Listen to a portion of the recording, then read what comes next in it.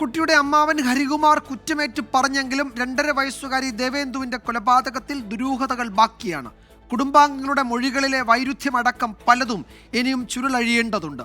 പോലീസിന്റെ സമർത്ഥമായ നീക്കങ്ങളാണ് മണിക്കൂറുകൾക്കുള്ളിൽ മരണം കൊലപാതകമെന്ന സ്ഥിരീകരണത്തിലേക്ക് എത്തിച്ചത്. കുഞ്ഞിന്റെ മൃതദേഹം കണ്ടെടുത്തതിന് പിന്നാലെ പോലീസിന് സംശയം കുടുംബാംഗങ്ങൾക്ക് നേരെ. പോലീസിനുണ്ടായ സംശയത്തിന് പല കാരണങ്ങൾ.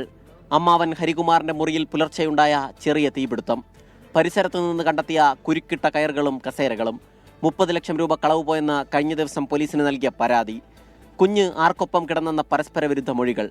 ആദ്യഘട്ടത്തിൽ തന്നെ വീട്ടിലെ മുഴുവൻ പേരെയും കസ്റ്റഡിയിലെടുത്ത് പോലീസ് പഴുതുകളടച്ചു. ഒരു കൂസലുമില്ലാതെ അമ്മാവൻ ഹരികുമാറും ദേവേന്ദുവിന്റെ മാതാവ് ശ്രീധുവും അവസാന നിമിഷം വരെ പിടിച്ചുനിന്നു. ഇരുവരും തമ്മിലുള്ള വാട്സാപ്പ് ചാറ്റ് മുന്നിൽ നിരത്തിയപ്പോൾ കള്ളം പൊളിഞ്ഞു. കൊലപ്പെടുത്തിയ ശേഷം കിണറ്റിലിട്ടെന്നും കിണറ്റിലെറിഞ്ഞ് കൊലപ്പെടുത്തിയെന്നുമുള്ള ഹരികുമാറിന്റെ മൊഴികൾ വീണ്ടും പോലീസിനെ കുഴപ്പിച്ചു.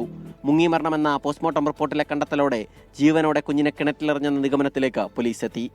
ഇനി അറിയേണ്ടത് കൊലയ്ക്കു പിന്നിലെ കാരണമാണ്. അതെന്തായാലും പോലീസ് വെളിപ്പെടുത്തും. പക്ഷേ 2.5 വയസ്സുകാരിയോടുള്ള ഈ ക്രൂരത നെഞ്ചുലയ്ക്കുന്നതാണ്. ക്യാമറാമാൻ അനന്തൂബി നായർക്കൊപ്പം സലിം മാലിക്, 24 തിരുവനന്തപുരം.